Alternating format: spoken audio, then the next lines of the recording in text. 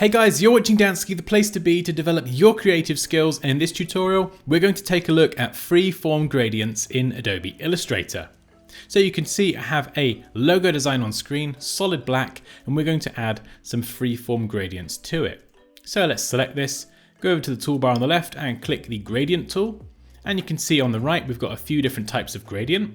We have the linear gradient, which goes from left to right, top to bottom, essentially one direction to another.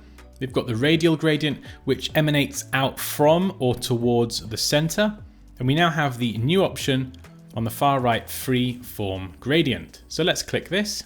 And you can see it adds a couple of points to demonstrate how this works. And what this allows us to do is add as many points as we like and assign colors to those points. So you can see I can move these around, and in real time, the gradient changes. So in this example, I'm going to run a gradient through this S-shaped logo.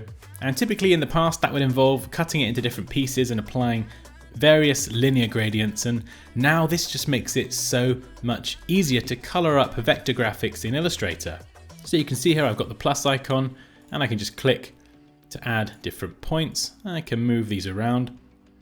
I can click on this little circle at the bottom to adjust the size or the area that this particular swatch will cover.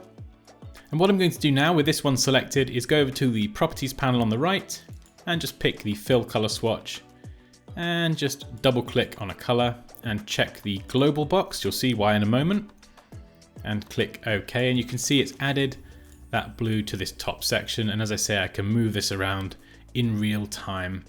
And if you want to remove any of these, just simply select it, hit delete or backspace on the keyboard, and then poof, it's gone. So let's just add that back in. And again, I can go to the fill icon, double click, another swatch, check global, click OK. So I'm going to start with a lighter blue at the top and gradually work my way down to a darker blue at the bottom, making sure that I double click each swatch and set that as global.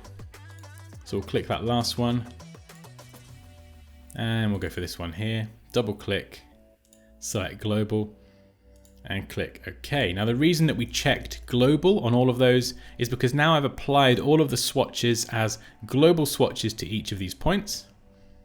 As I mentioned before, I can now move these around just to get that perfect gradient.